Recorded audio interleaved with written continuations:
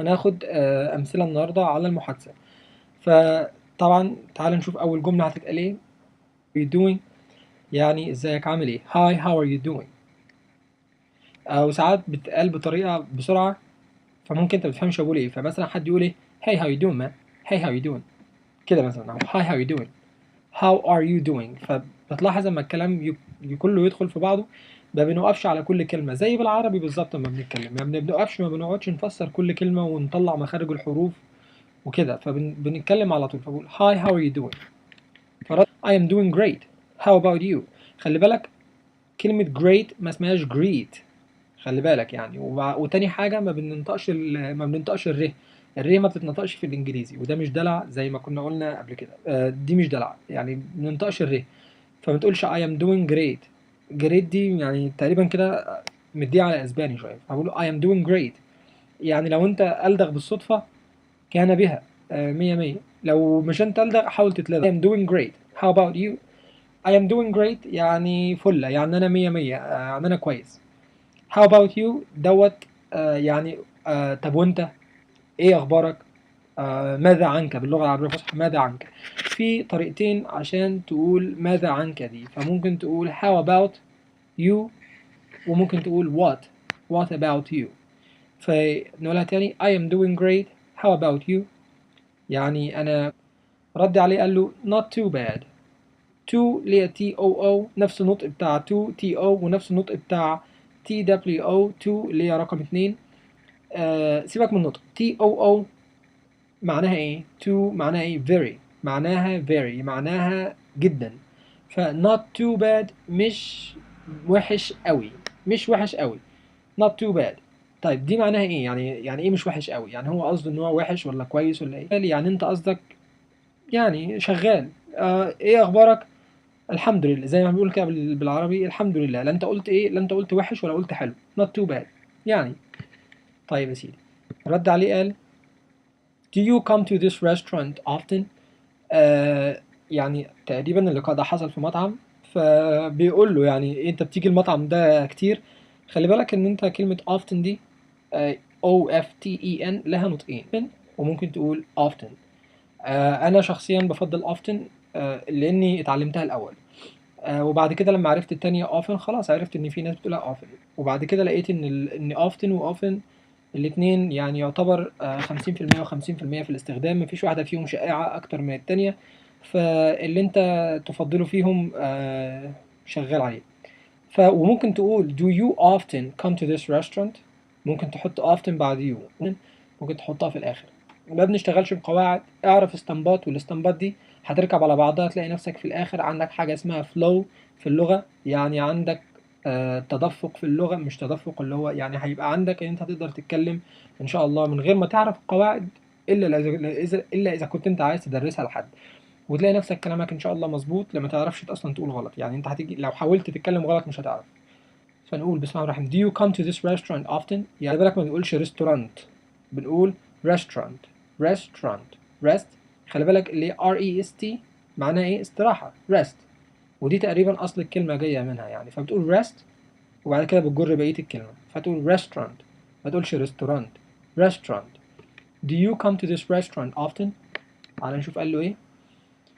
دي قال له حاجات كتيرة، الراجل ده رغاية. فقال له I have been here a couple of times but I have you been up to. لو انت الانجليزي بتاعك انت لسه في البداية، فممكن الكلام ده بالنسبة لك يبقى فرنساوي، يعني ايه اللي بيقوله ده مش فاهم حاجة. وده طبيعي جدا يعني. لو انت لقيت نفسك ما انتش فاهم اي حاجة من اللي بيتقال انت المفروض تفرح، لان في حاجات جديدة بتتعلمها.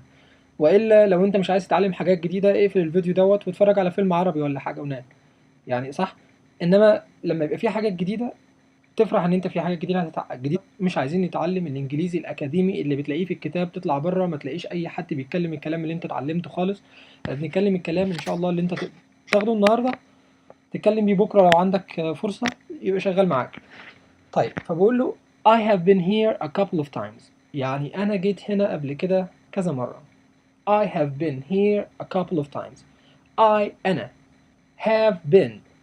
have been لما تيجي تلاقي كلمة have been دي في كلمة معناها إن أنا قبل كده عملت كذا كذا كذا.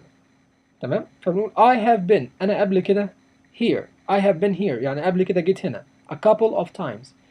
a couple of يعني كذا كذا. لو قلت a couple of people كذا حد واقف. a couple of weeks كذا أسبوع. a couple of years كذا سنة. تمام. a couple of books a couple of books كذا كتاب. a couple of times مرة.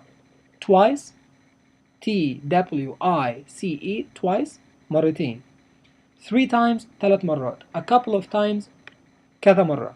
ما قلتش بقى هي مرة 2 3. فقال له I have been here a couple of times. أنا جيت كذا مرة. but خلي بالك إن الأبوستروف دي الكوما دي مش أبوستروفي I'm sorry. الكوما دي بتبقى قبل but مش بعدين. but I don't come on. but بس I don't come أنا ما بجيش on a regular basis بشكل منتظم. regular يعني منتظم. basis لو انت خدت كلمة basis دي لوحدها وحطيتها في القاموس ولا حاجة يطلع لك ان هي اصلها كلمة base B-A-S-E معناها قاعدة او اساس. خلينا نقول انها على اساس، فهتقول on a regular basis يعني على اساس منتظم يعني بشكل منتظم زي ما احنا بنقول. but I don't come on a regular basis يعني انا مش قاعد هنا كل يوم يعني. what have you been up to. have you been خلي بالك ان انت كلمة have been اللي احنا قلناها فوق have been يعني بتعمل كذا حاجة يعني بدأت تعمل كذا حاجة من زمان ولغاية دلوقتي يعني عملت قبل كده كذا حاجة ولسه بتعملها. فبقول له what have you been up to يعني ايه اخبارك يعني يعني انت إيه؟ عايز اقولها لك بالعامية بس احنا ما بنقولش الكلام ده عندنا بالعامية. يعني يعني الكلام على ايه بتقول الدنيا عاملة معاك ايه او انت بقالك يعني انت what have you been up to يعني من الاخر يعني زي ما بيقول ما انت حد بتقول له بالانجليزي how about you وانت اخبارك ايه. what have you been doing recently انت حديثا يعني انت ايه اللي في دماغك ايه اللي شغلك انت الكلام على ايه زي ما بنقول. يعني انا معلش لو مش عارف اقولها لك بالعربي صح بس هي معنى لو انت بالانجلش بتقول how are you doing recently يعني انت مؤخرا اخبارك ايه.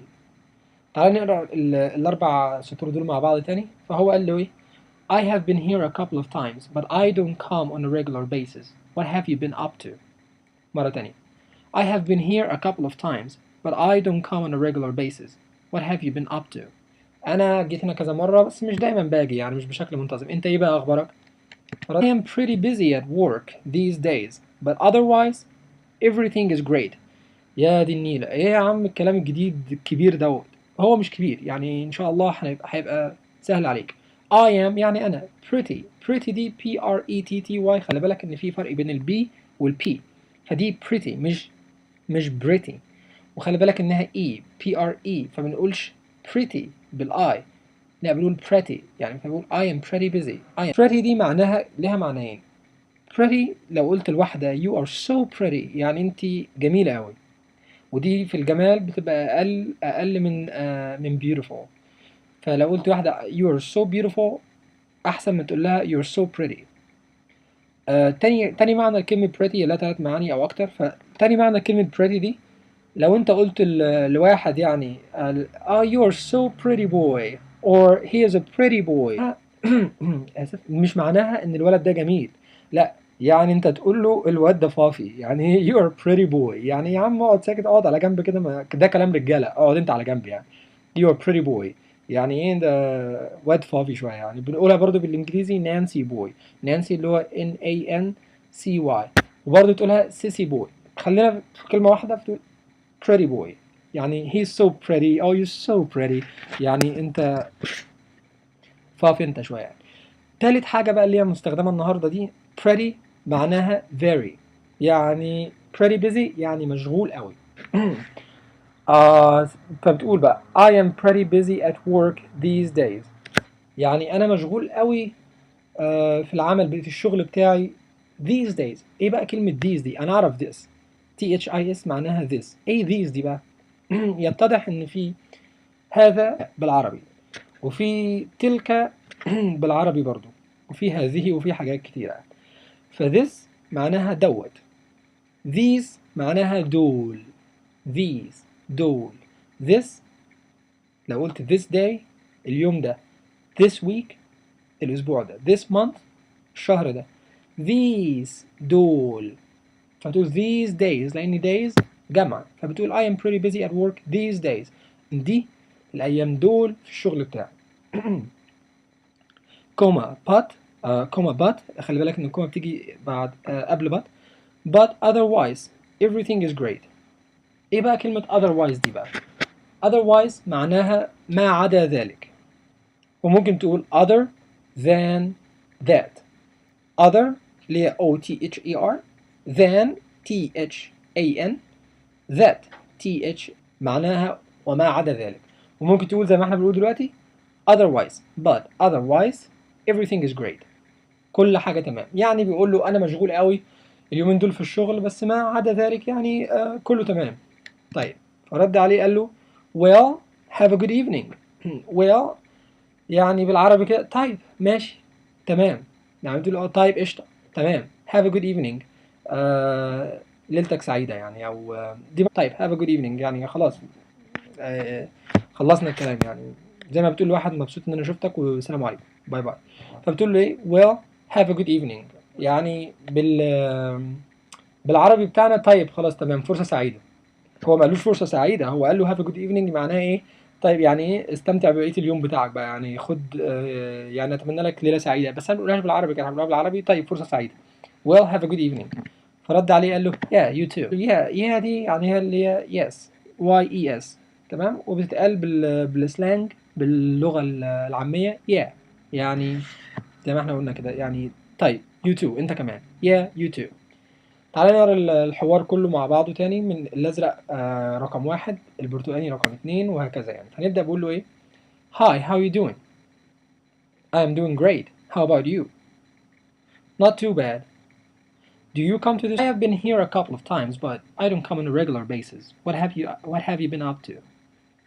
فرد عليه قال I am pretty busy at work these days but otherwise everything is great. Well have a good evening. Yeah you too. طيب ده اول ايه محادثه. هناخد محادثه كمان، هما محادثتين النهارده، نشوف طريقه تانية.